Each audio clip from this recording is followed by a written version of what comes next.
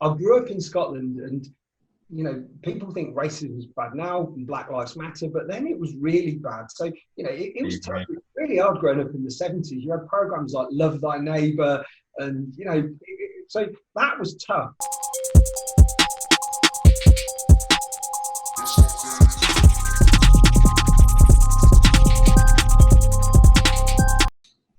Hey guys, welcome to the Accidental Businessman podcast. Today I'm joined by David Thompson. I'm going to let him do his introduction because I'm really lucky to have this guy on this podcast. He's a very busy guy, very eloquent speaker. I've heard him speak a few times, so I had to get him on here so he could kind of tell us his story in a lot more depth.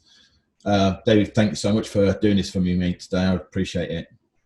Great, Wayne, it's great to be here, and like anything that I can do to help, I'd always help you, my friend, always. You live in that part of the world, down by the sea, down in Devon, where, one day I hope to get down there and just relax, chill out, walk the dogs along the beach and enjoy it. That's my dream. So one day we will do that together for a long time to come. Yeah, mate, I look forward to it. So, mate, I'm going to literally start right at the beginning. I know you haven't seen the questions, and this is what I want to do when I'm doing these interviews with I don't really want people being kind of like prepared. I really want to know. I want to get into nitty gritty. So, like I said at the beginning, mate, you can share whatever you want to share. But what I'd like to do is get some background. What was it like for you? What was young David like? What was it like for you growing up? So growing up, I'm half Jamaican and half Scottish. I was born in 1969, the year that man walked on the moon. So that's a long time ago for youngsters listening. I grew up in Scotland, and people think racism is bad now and Black Lives Matter, but then it was really bad. So it was tough. It was really hard growing up in the 70s. You had programs like Love Thy Neighbour, and so that was tough. And to make it worse, I had a white stepfather.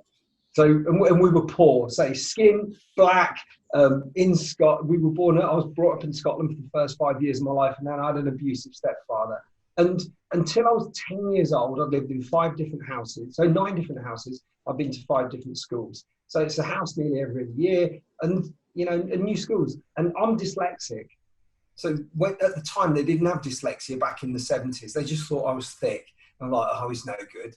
And I was given up on, if you like, but I never gave up on myself, and I was always quite tough. Normally, like black guys are normally quite tough. You just generally find they have something about them. So I was quite tough, and so I was quite tough, and I just wanted A, not to be poor because we were always skin, B, not to get beaten up by my dad because he was just a bloody bully. And one of the houses I lived in was a children's home, so it was really hard. And I was like, I hate being skin and I hate being poor. And that was the starting point for me. But then when I was 11, we moved house again to Valley Walk in Kettering. I was living in England at this point, and started going in the pubs and clubs. And pubs and clubs in the 70s, it was great. I used to play pool, and I was quite good at it. And the guy that ran the local pub was a guy called Dick Craig, and he was like the toughest guy in Kettering, which was my hometown. And he said to my dad at the time, "You touch that boy again, I'm going to kick your head in." And I say to my mum when he was horrible to me, I say, "You touch me, I'll tell Dick Craig and he'll kick your head in." So it stopped me getting beaten as much. But anyway, I left school at 16 without any qualifications again. I wasn't going to do anything. And at the time, there was a program on about the paratroopers. It was the paras, they called it, the paras. And I thought, And I sort of thought about going in the army. I thought I couldn't go in the army. But then all of a sudden, my mates started to go into the army. Matthew Page went in, and Gonzo, and Gary Kennedy. Then my mate Mark Turner. And even Status Quo had brought a song out called In the Army Now. And I thought, if they're all going in the army, don't leave me out here in bloody Kettering in a shoe factory working. I want to get in the army as well. So I joined the army at 16 to become a soldier. And it was probably the best thing that happened to me. Although I didn't particularly like the discipline, and I didn't like being told what to do. I was fit, I was quite strong, and I was in a safe learning environment whereby I guess the army had got used to people that had got disabilities, dyslexics and whatever, and they just trained me better. So I started learning in a different way, and it was ever so good for me. I became the boxing champion in the army, so I got the tough thing. But I never really got the rich thing, and I knew I wouldn't get that in the army. So at 16, I left the army and went to work in a shoe factory, Dr. Martens, you know, where they make the bother boots. Yeah. Working there, making bother boots. And I fell in love for the first time with a girl called Lisa. And her brother-in-law from a town called Desborough, just down the road, a guy called Paul, he took a shine to me and he gave me a book called The Success System That Never Fails. And he said, read that book. The guy that wrote that, he became a billionaire. And I was like, really? He said, yeah, and it's all about sales, and I think you'd be good at it. Now, nobody had ever given me a book. You know, the books I was given at school were Peter and Jane and Ladybird books, and I couldn't read them because I was like, oh God, I was terrible at reading. And anyway, people would laugh at me when I read, but I was tough, so they soon stopped laughing. But I read 65 pages of this book in 1990.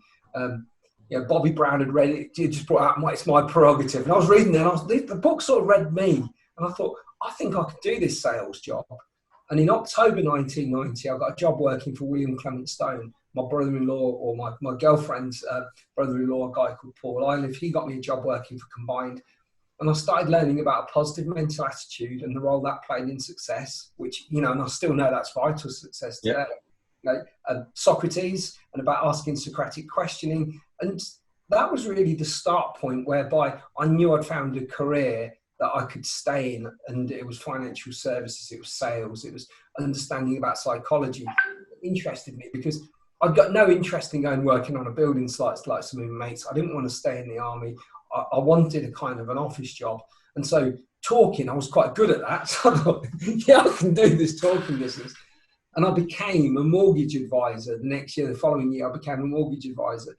And through studying and one thing and another, I became the top mortgage advisor in the UK in the 1990s. And started earning, which at that time, from my perspective, was stupid amounts of money, £130,000 a year in the middle of the 90s, 5 Series BMW, a PA, stuff that young David, growing up in Scotland with an abusive stepfather, was in the children's home, could never have dreamt would have happened. Yeah. I think, go on, sorry. I couldn't have dreamt that could have happened. Could never have happened to me, totally by chance. But it wasn't by chance. It was by focus, hard work, determination. And I kept studying everything there was to do with regards to sales. That was it. It's funny, isn't it? You've probably had it over your lifetime when people say, oh, you're lucky. And you think, yeah, it's funny. That statement, like, the harder I work, the luckier I get. Like, you just think, people only see now, don't they? They see you now, and then they think, well, it's all right for him, but they have no, idea of, like, I think it's an incredible, I know you kind of washed over it, real, like, young, it's just fine, but, your story is, like, fantastic, and you're absolutely right. I think that's like a lot of us. We didn't realise we were going to be business owners or be successful people or whatever. We kind of just went, yeah, I think I can do that. And it's on. I hear that a lot from people. That are like, yeah, I thought, yeah, you know what, that's a bit of me. I can do that. Yeah. With really no idea of how that was going to roll. Like you just said, you didn't think you'd be making 130,000 a year with a PA. Like, you'd be like, if somebody said to me, like, when I was a kid, like, you're gonna own a gym, your business is gonna grow, and you'll have people working for you. I'd be like, you're joking? I can't do my own shoelaces. Yeah, mate. I mean, I couldn't find my arse with both hands when I was a kid. And I was useless and skin, and we were poor. We stole potatoes out of people's allotments. Like me and my father, because we never had any food. We had the electric cut off. The only reason we never had the gas cut off because we never had any gas. So I remember going to the shop to get paraffin for the tilly lamp. And, just tough times. I mean, they're different times to now. There was no food banks. If there was, I'd have been straight in front of the food bank. Absolutely. I remember the kid. I was the kid with the note. You go knock the neighbour's door. Your mum would go knock number 5 and give her this note, and you take the note to number 5. You knock it, and she give you a £5. And you go back and you give it to mum. You had no idea. Do you know what I mean? But then that note would, and we lived in a neighbourhood where, like, a different time of the week, that number 5 would come and knock our door because she knew that was when Dad got paid, and she'd be knocking with her little note. She'd always send the kids, the parents then went, send the kid up, and, mum would put a £5 in the envelope, and, like, and that's just how it was. We lived on the same street, Wayne. We lived absolutely, but nobody had anything. I mean, nobody had anything back then. No, absolutely. There was nobody in our area who went, well, they're the ones with money. Everybody was in the same situation, yeah. No, nobody had a phone. I mean, there was one guy who had a phone, and my best friend at the time, a guy called Mark Turner. He was the only one I knew with a phone. If we had a phone, he'd be the only person I could have possibly rang. We never had a phone. You know, car, you're joking, there's more chance of having an aeroplane than a car. I was 19 when my mum got a phone fitted in the house. Yeah. 1989 was the first time we actually had a phone in the house. And just like you just said, I was like, yeah, we got a phone. I don't know who and then we'd have to hang out at the phone box wait for it to call in. Different times today. So when did you transition, man, from being like working for somebody to more being independent and, you know, building your own kind of like thing? When did that happen and how did that happen? I think sometimes you get forced to make things, like circumstances happen for you and to you. So I was a financial advisor selling mortgages out of estate agents. And we used to do these things called endowment mortgage, which are like, it was like a savings plan that you'd save up in to pay your mortgage off with. Don't ask me why they did it, but I used to earn a lot of money doing those. And there was a change in regulation with regards to, they were going to get rid of these endowment mortgages. My salary was going to half. And I thought, I can't have that. I'd be working in the same company, and you sort of get used to a lifestyle. So because that was going to happen, you know, like I didn't want to lose something, which is my catalyst for doing something. I thought I'm going to have a go and do my own business. And so I did what most people do. I started a business. I thought I'm going to go and start out and create my own business as opposed to working for somebody else. So I gave up the car, gave up the £130,000 a year, you know, salary, and set about setting up my own business. So you left the comfort zone and went into the uncomfortable zone. Yeah, I did. Yeah. And I've got this thing about the mountain. I think if you haven't climbed the mountain by the time you're 30, you're going to struggle to do it. Around 30, you've either got to do it or you haven't got it. Time you've got a few kids and mortgage and all that around your neck, and you're like, oh God, it's really tough to climb. But so I thought I've got to climb this before I'm 30. So 1999, just before my 30th birthday, I decided, or just after my 30th birthday, I'd started my own business. Well, I was 35, so I was a bit late climbing the mountain, mate. I'm that person who struggled, but I was really good, you know. Props. What made you start your business, Wayne? What was it that drove you? Do you know what? I think because I was a critical care nurse. Yeah. I really truly believe, and this is no disrespect to nursing and medical profession, but I truly believe there's a burnout. There's a point where you just know that it's just you can't. And especially when you're working in critical care, because you're not, you are dealing with very poorly people, and it's quite. I find it exhausting, but I had a passion for helping people one way, shape, or form. So and I enjoy training. I've always worked out and competed and whatever. And I just remember saying to my wife, I think I'm going to be a personal trainer. And in North Devon at the time, 2004, 2005, right, there was one guy who was a personal trainer. Everybody told me I was mad. Personal training is not popular. It's North Devon. This isn't London. You won't make any money. And that for me, I'm not stubborn. I'm like, well, I'll actually prove you wrong. I'll go and do it. And the only person I needed the right reply from was my wife. So I said to Sam, look, I'm thinking about doing this, and she was like, yeah, cool, why not?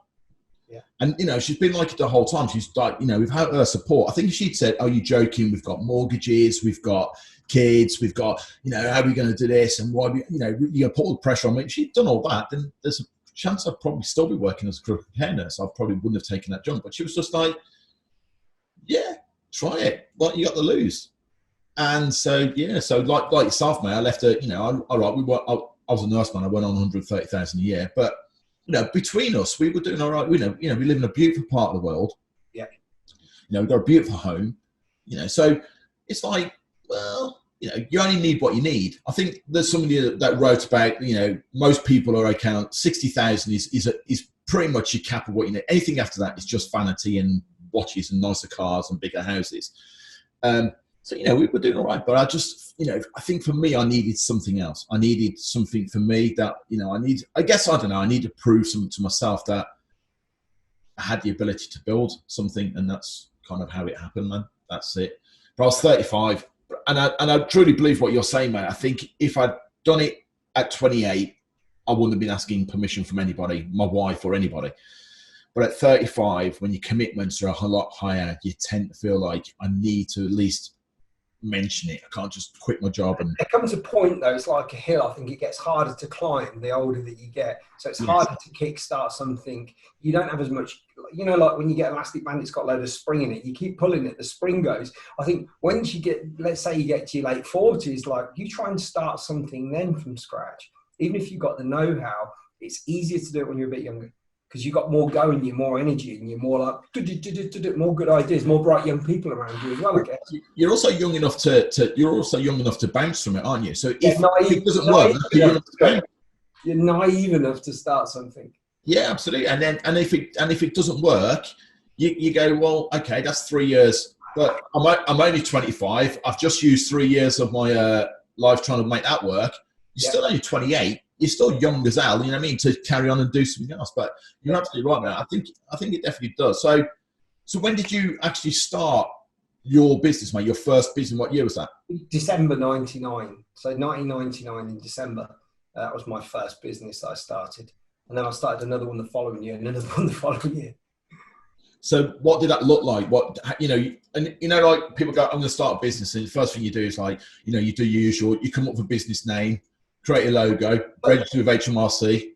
Well, what I thought was the first thing that I needed to do was work out how to get leads. And I was a financial advisor. I was a brilliant financial advisor. And I thought the easiest way for me to get leads for being a financial advisor, a mortgage advisor, is to create an estate agency business. Not because I've got any interest in the estate agency, but I know that if my estate agency is selling the houses, then I'll get all the mortgages from them and I'll get all the money. So instead of taking 20%, 30%, I'll get 100% of it. So I decided I'd do that. I'd do an estate agent and I'd do the mortgages off the back of it. Yeah, just basic maths. Yeah, it was it. But at least you're in control of the supply line. And that was one of the things that I got right straight away. So before, in literally no time, I was doing loads and loads of mortgages and loads of insurance.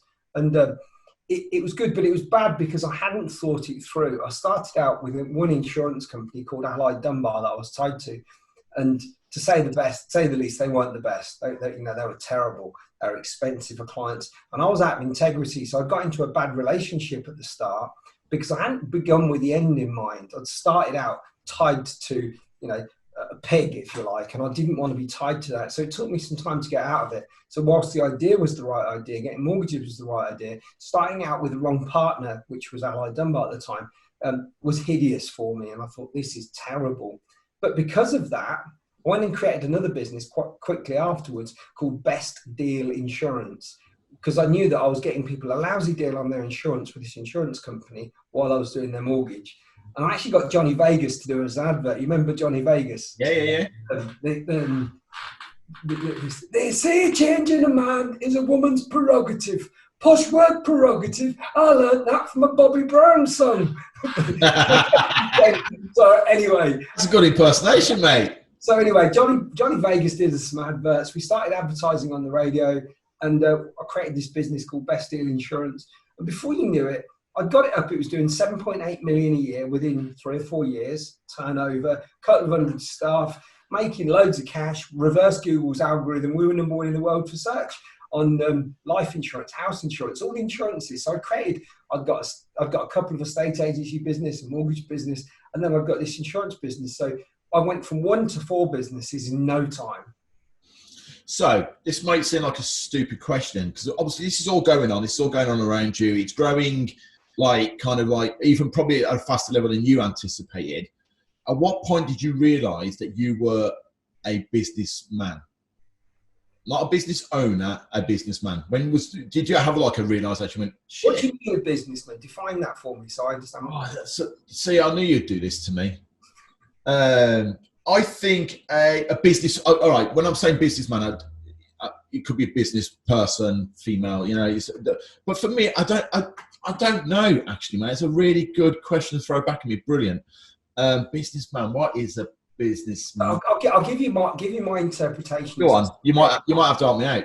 Yeah. So from my perspective, I remember working for like the financial services institutions that I work for, and I remember thinking, everybody here wants a job, right? And I never wanted a job. I thought, I don't want a job. I just want the money. So I thought, Yeah. they might as well work for me. I'll give them a bit of the money and I have some of the money and I don't have to worry about the job. All I've do is got to work on be a job creator, which was the business of creating a business, as opposed to the person that wanted to work in a job. And I was lousy at being told what to do. So I thought I might as well create a business so that everybody that wants to work in a job can come and work for me. They can make some money and we can share it. And I was confident in my own ability to be able to train them to be good enough at the job that they would actually make some money, which is a really important point. And the thing that made me confident was I was good at what I consider to be the most important aspect of any business, which is the sales aspect. If you can't sell whatever you've got, no matter how good you are at delivery, nobody's buying unless you can sell it. Well, so I guess if I had to sum up what I feel like a businessman is somebody who from a passion creates something that can bring other people in, to help them grow business. But truly a businessman is somebody who can build something that can operate and function regardless of whether they're in the business or not. I don't know if I've ever been able to do that then, ever. I was just going to say, I'm going to contradict myself, because I've not met one person yet who went, yeah, I built a business, and then I went and sailed around the world. What I did do is I tried to build a business like that. There was a company that said that they could help you build a business like that called You can't stay out of it. Yeah, well, there was a company called eMyth Worldwide that said they'd help you systemize your business. So I got my coach from eMyth to leave California and come and move. So she come to move just outside Kettering. And I said, if you can do that, you can come and work for me. And so I doubled her salary, relocated her from the other side of the world. But when she got there, I'll never forget her words. She said, her name was Susan Shaw. She said, honey, I ain't got a clue to sign the task. It's too hard to say. I don't know that I could ever do it. I'll tell you the first time I realised that I was really in business, and that was the first time I lost my staff. So I've been operating this estate agency business for a year. We've been making loads of money, tons of money. I went out and bought a Ferrari, as you do. You have to get those things out of your system. Yeah. I thought I'd made it, but then all of a sudden my best salespeople left, my two best salespeople left, and they nicked another salesperson. I was like, oh. And then, of course, you recruit some inferior ones that you've got to have to try and train up. And your best ones, they start nicking your leads and your opportunities. I remember being in the office on a Saturday. It was a beautiful Saturday where I wanted to go and play golf or watch the football or something. I can't think what it was. And I remember realising that I'd got no control over what I was doing. I thought, God, this is horrible.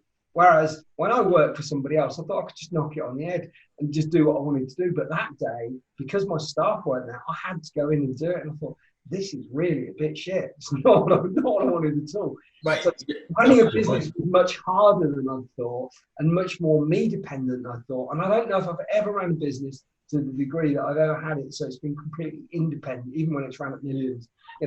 Always, I've always had to be in there and keep tinkering, moving, cajoling, and getting things right. Yeah, I think there's a degree of it, isn't there? I don't think I could remove myself entirely. And even though Chris is sat across from me, and I'd have no problem handing it to him today. I think really where my head's at the moment, until I'm completely like, Joe, what, I just do not want to do this anymore. It just doesn't float my boat. It's at that point. Like I said earlier about being a nurse, there comes a point where you just go, yeah, I'm burning out. And I think when I'm burning out, my ability to care is not going to be the same as it was. You know what I mean? So I think when the passion's gone, it's time to move on.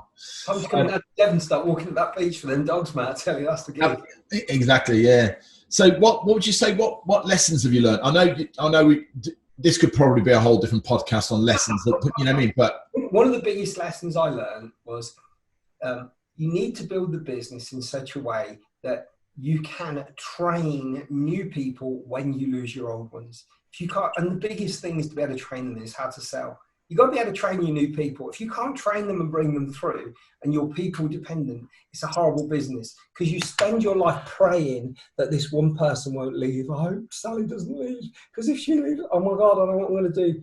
So you've got to get your business to a stage whereby, and ideally you're the person that's in control of creating new people. And the other thing is business is like vampires, right? Vampires need fresh blood. You need fresh blood in your business all of the time to keep it fresh. So, new people coming in with new ideas, new fresh ways of looking at things. It keeps the business sharp, alive, and well. But yeah, so being able to train anybody through, the fact that you've got some element of control, that makes you feel good. So if somebody leaves tomorrow, you can do it. And I know you have that in your business, Wayne, right? If everybody left tomorrow, you could start it again and train new ones through. Yeah. So that makes you feel like you've got a business rather than a job. And then the next thing is bringing new, young, hungry, enthusiastic people. And when I say young is a mindset, not an age. It's not. Some people I know are 25, they're dead. And other people I see coming in, they're 62 with one leg. There was a guy I employed a couple of years ago, and he came in. He was struck by lightning when he was 3. He'd got tons of friends, big personality, and he just wanted to do financial advice for a couple of years. And he was a brilliant person, and he was young. At 63, he was young because he'd got a young mindset. So young is a mindset, not an age. Yeah. I think, for me, like bringing people in was always one of the hardest things. Like, staffing is always the hardest thing. And I was explaining earlier actually to a guy who does all our media stuff about, being an employee and what an employee means to me, like within my business. They don't work for me, they work with us. Yeah. And I think that's a mindset thing as well, isn't it? And I talk about this a lot, and also removing your ego. So I would hope that I want to hire people that are better than me. Do you know what I mean? So like, if they're a better coach, then that's fine. But what I need people who see things differently, who are happy to take things in different directions. Like, it's why I like working with Chris. I know he's going to do better than I did, and I'm happy with that. Because he's hungrier, he's more passionate. He's digging in a lot. You know what I mean? He's really like charging forward, coming into his own. Where he's like, okay, I see what you did, Wayne, but I don't want to replicate what you did, because if I replicate what you did, I can only get kind of one outcome. You know what I mean? He's got to work it. And 10 years ago, I'd have probably gone, God, what do you think you are? Do you know what I mean? I started this. It's my blood, sweat, and tears. It's my house on the line, not yours. Whereas now I'm like, brilliant, mate. Brilliant. Crack on. I'm going for a surf. Do you know what I mean? So that's running a business though, Wayne, isn't it? When you realise that you've actually got control over nothing, you can set the direction. But you've got to get bright people that you trust with the right values. Yeah. So it kind of leads us into like, what would you do differently if you knew then like what you know now? Good question. Really good question. What would I do differently?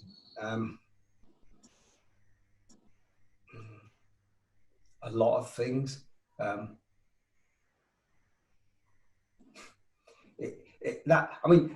There's so many ways that you could take it. Like, I'd do something that got a repeat cycle. I suppose stick to your knitting. That would be the thing. The thing that you're really good at is what you're really good at. And then when you start going off into little side bits, rarely do you do very well in those things. So, I'm really good at training salespeople to be superstars, and financial services. I know that sideways. So they're two things I understand. But I can teach anybody salespeople, that any of them. That's my superpower. But stick to your nip in what you're good at. What are you really, really good at? And the minute you start going outside of that, it's going to cost you mentally, it's going to cost you physically, it's going to cost you emotionally. And then the other thing I think is probably you got to hire the right people.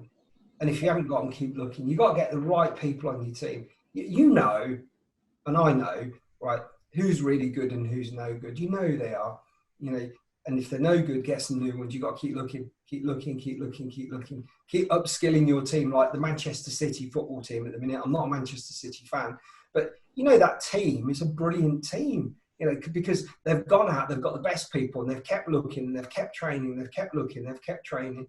That's really good. From a culture perspective, one of the things that I'd say that I did later on as I started getting a business, I trained every week. I trained the people every week. We kept them together. I trained them every week on something to do with persuasion, something to do with influence. So getting them together and teaching them every week, that helps you build loyalty into your business.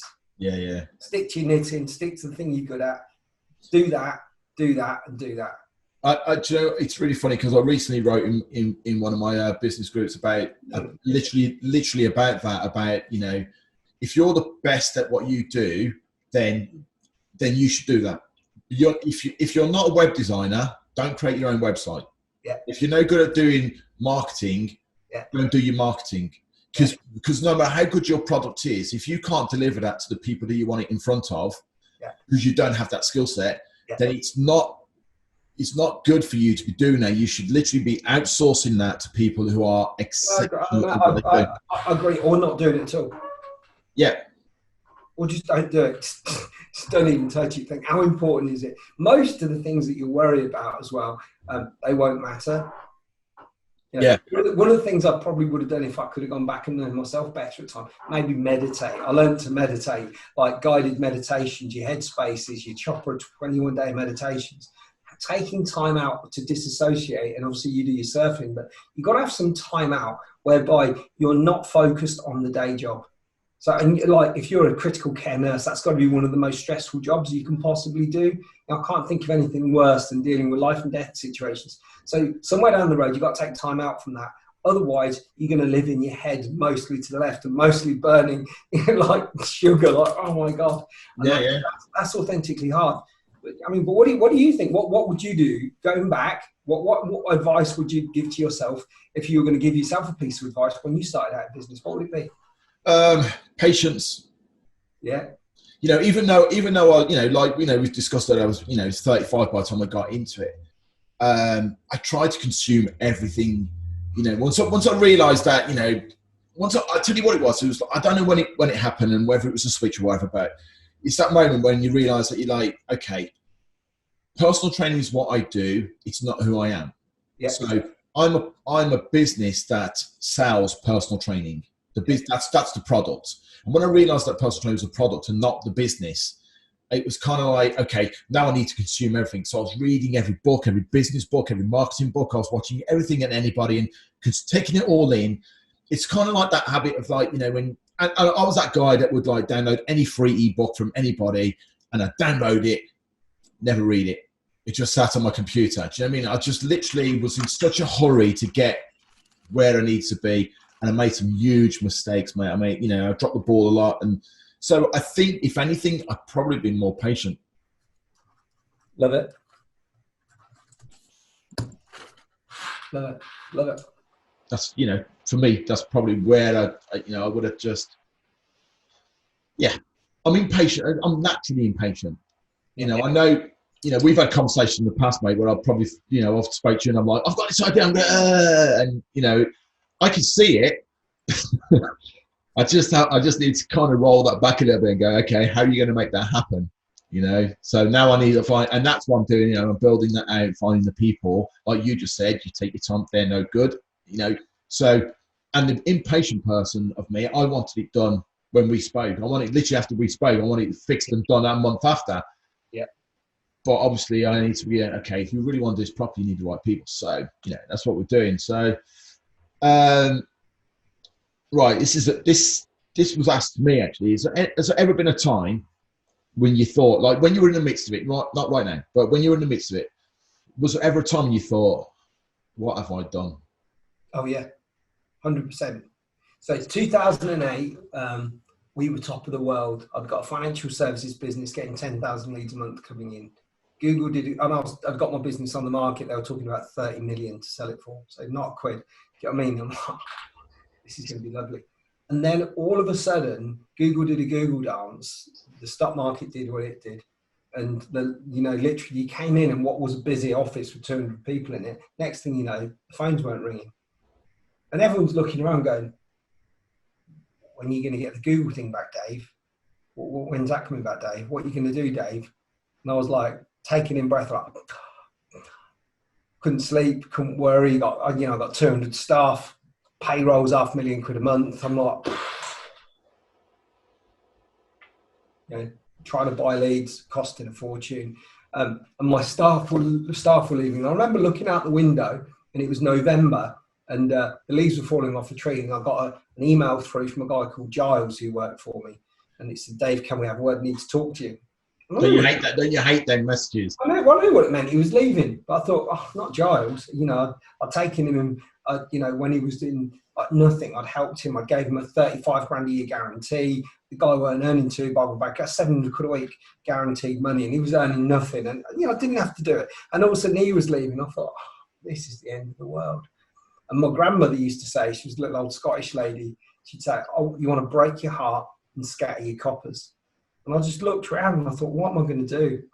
And then one of my mantras has always been positive mental attitude, positive mental attitude. And I sort of stood out myself, and I looked at it from a second position where you were sort of watching yourself in the situation, watching what's happening around you. And I thought, you'd have took that, because I was sitting there, we maybe had £1 million in the bank in cash.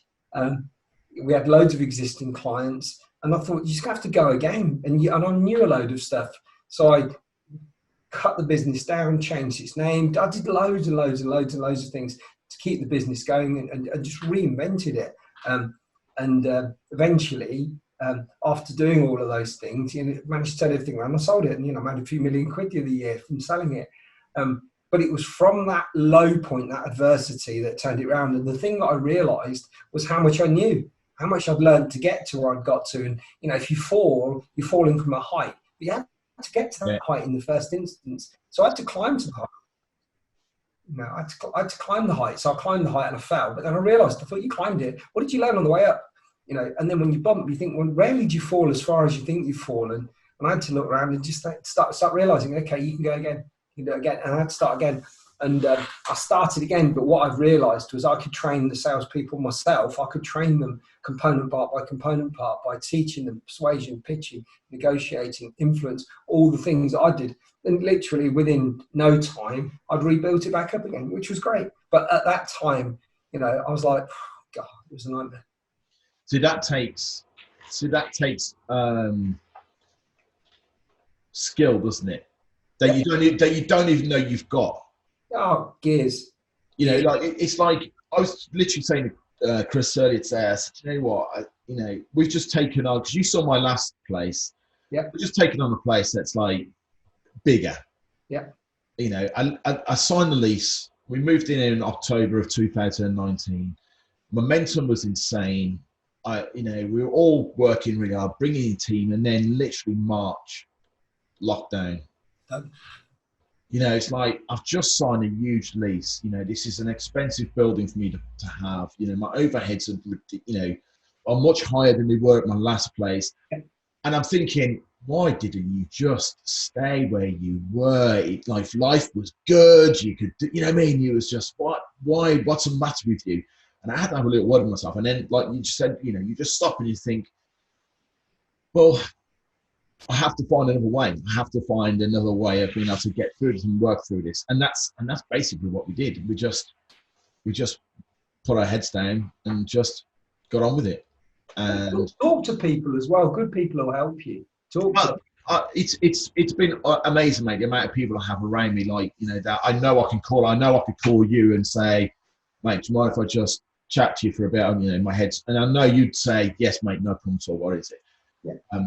So yeah, it's amazing how you realise that you've got that in you that you didn't think you needed. Because when it's good, I always say to people, when it's good, you're too busy celebrating the good.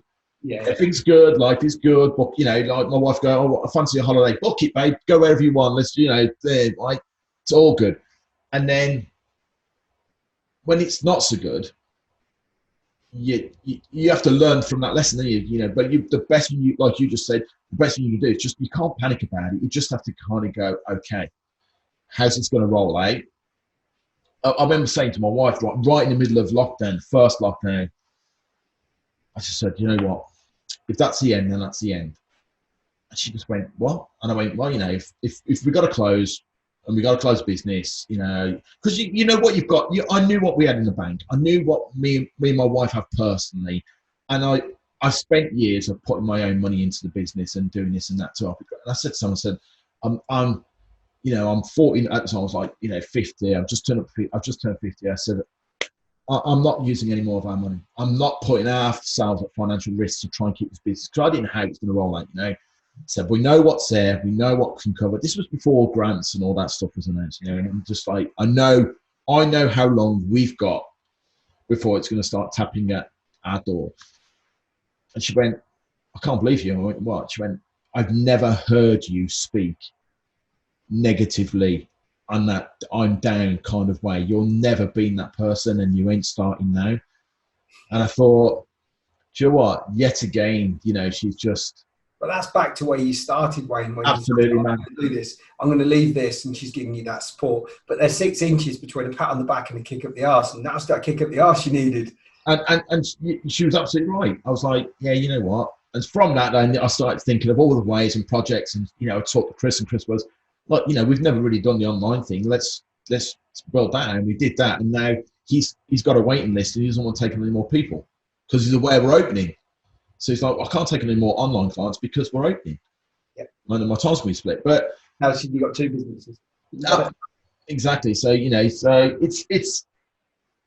I love the ride, man. I love the thrill of it. Do you know what I mean? I actually love. You've got to be resilient, though, Wayne, haven't you? Yeah, you have. And I know it sounds really stupid, but you know, I've never really done it for the money because I've never had money, so you don't miss what you haven't had. Do you know what I mean? So, but it's coming up with an idea and a concept, seeing it through, and then, you know, you just go, wow, man, I created that. I started that. Yeah. No, and it doesn't matter whether it made you £10 or made you £10,000. It's like I actually seen something through that. I had no idea what I was doing, and I managed to create something from it.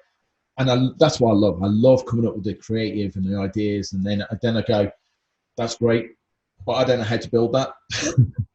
But I need to find people who do, and that's when the trouble starts, when you're trying to find the people that do.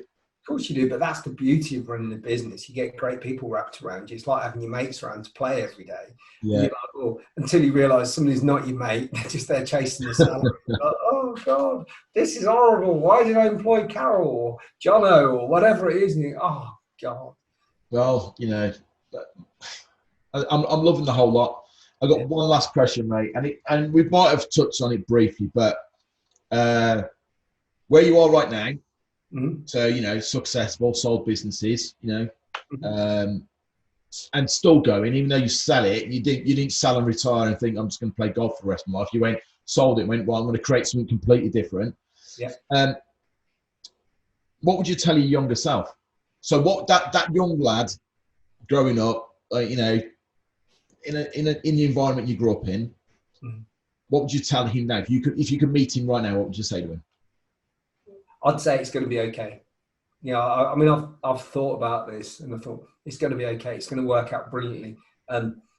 Here's my take on life. Everybody gets some shit in their life. Some people get it at the beginning. Some people get it in the middle. Some people get it at the end. My mum's got dementia at the minute, which I'm blessed. You know, I've still got my mum. You know, I'm 51 years old, and I've still got my mum. So it's a horrible thing, but everybody gets some shit in their life. Everybody. And I know you lost your mum recently. Sorry about that, but yeah, it's really that's really hard. But we all get tough times in our life, no matter what. Nobody gets through it without getting anything. And I got my tough time at the start.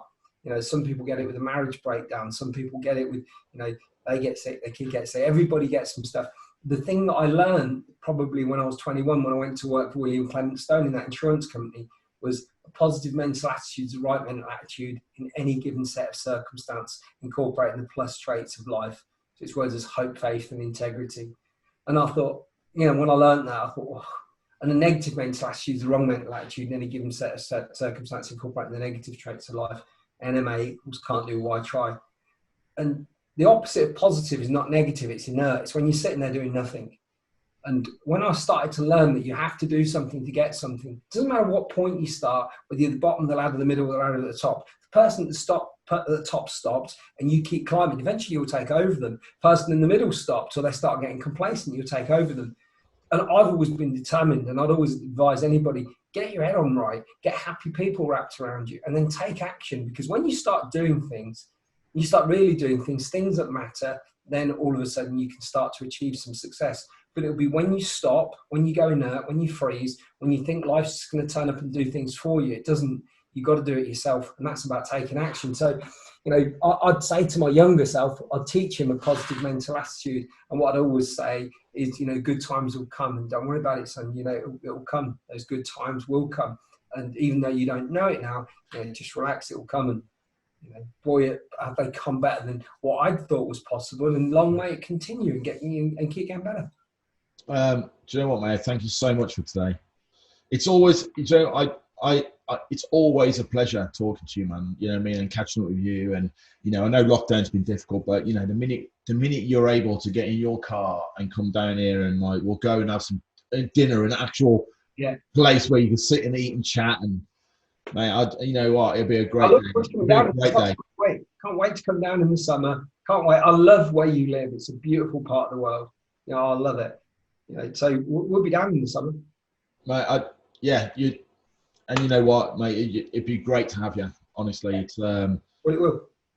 Awesome. Thanks so much, mate. Cheers, bro.